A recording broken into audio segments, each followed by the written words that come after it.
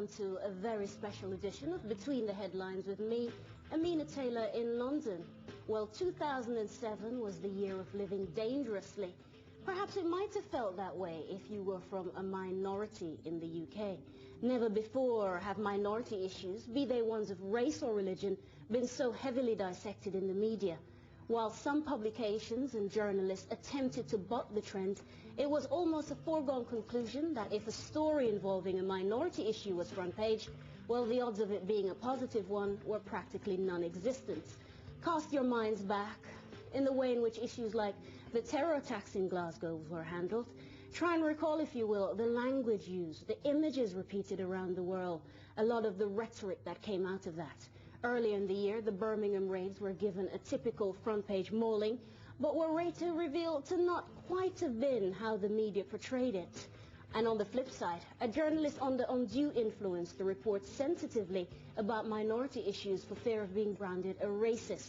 Is there a sense of hypersensitivity on the part of people from minority communities who expect their stories to be reported, but only if it's done so in a positive light?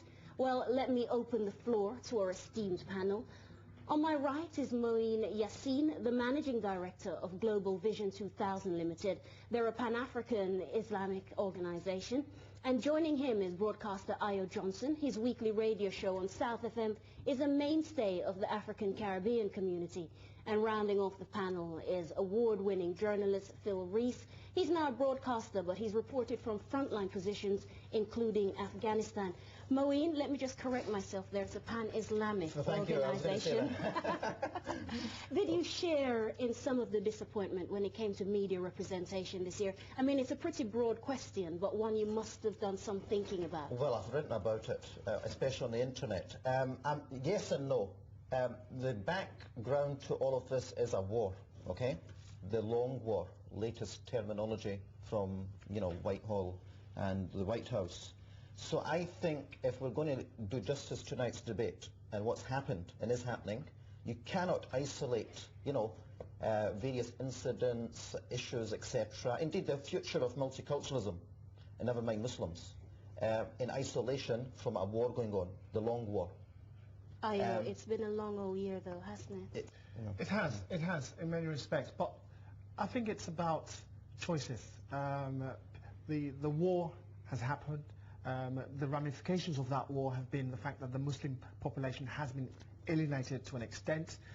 They've been cornered, and what we're finding throughout the entire year is the ramifications of that. The fact that Muslims are being picked on, they would feel as if the world is caving in on them, and it's not a good time to be a Muslim at this moment in time, especially in Britain, simply because society and the ramifications of the war are constantly being played around them 24/7. Phil, both Moeen and Ayo mentioned the war, the fact that you can't seem to separate what's written about in the papers from the behind-the-scenes manoeuvring on a political standpoint. What are your take on this? I think it's the year in Britain that multiculturalism has died. The politicians have tried to kill that off. Certainly I was very proud in the 1990s and 80s when I was working in Britain to see that it was a place, a place where people from, refugees could come from around the world. It was a place where, a lot of different communities could share their different cultures. Now what's happened, and it is to do with the war, and I think it's largely, by the way, to do with Islam as well, not necessarily race, though I'm sure we can touch on that later, but where people said, we are not accepting Islamic civilization within our midst. And I think it's being done talked about in terms of multiculturalism, but what it is a counter-terrorist strategy. It's actually disguising an attack on Muslims in an attempt to say, we need to do this, we need to integrate these people in order to prevent attacks on British soil, which of course are the results of Britain fighting wars abroad. Moeen, I may have curtailed your argument there a little bit prematurely. Jump back in, what did you want to say? Yeah, I think there's, in terms of the defence of what I call Muslim interests, there has been silence, and I think today is a good opportunity to raise this issue here. A lot of research has taken place on a phenomenon called state-sponsored false flag terror. I have heard barely any Muslim, leading lights, spokesman, put the finger on the establishment or certain agencies within the establishment. For instance, let me give you one example. I don't want to take it out of this country. 7/7, yeah? Where is the evidence? Where is the investigation?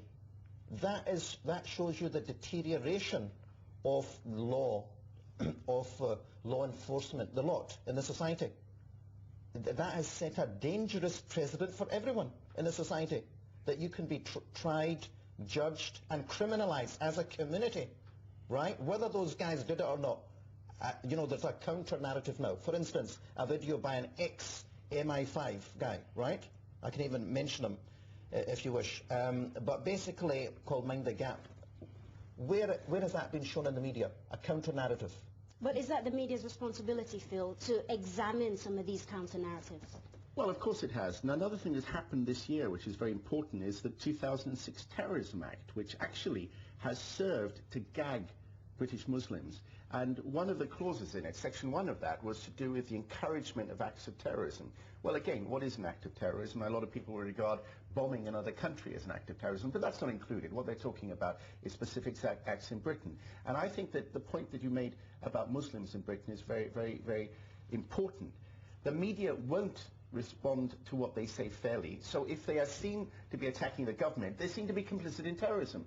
So they spend all their time, as one man said to me, he says, even when I go and buy a bunch of bananas now, he says, he has to go to the man and say, I don't support terrorism, please give me 6 bananas.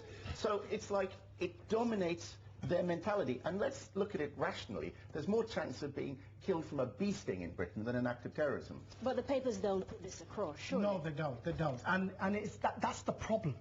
Because the true stories are never recorded, and the stories that they like to record are the ones that we hear and read about every day.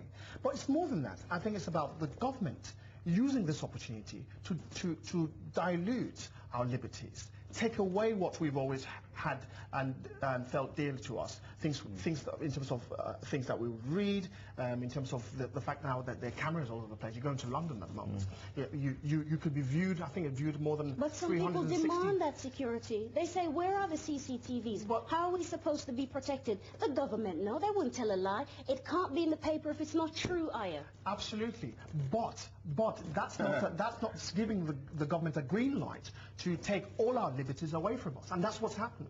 Because now we've got no control, and the government is actually changing everything. And literally, over time, you and I maybe become robots, really. We're walking down the road. In fact, I understand now that they've even got cameras that can actually hear you speak. You know, what's next? You know, you can't even have a decent conversation on your own anymore. So it's become really, really terrible. I'm not very happy about it, personally. I mean, I think the point is that the British journalists now, when it comes to reporting terrorism, okay, they're doing the same thing that happened during the Second World War, all right? They're reporting the government's line. They're not questioning it. And they're doing it as if this country is under some sort of threat. And that is the big lie that I think we live under, that somehow Britain is under threat from something Islamism or some idea. And that has overtaken the whole media debate here.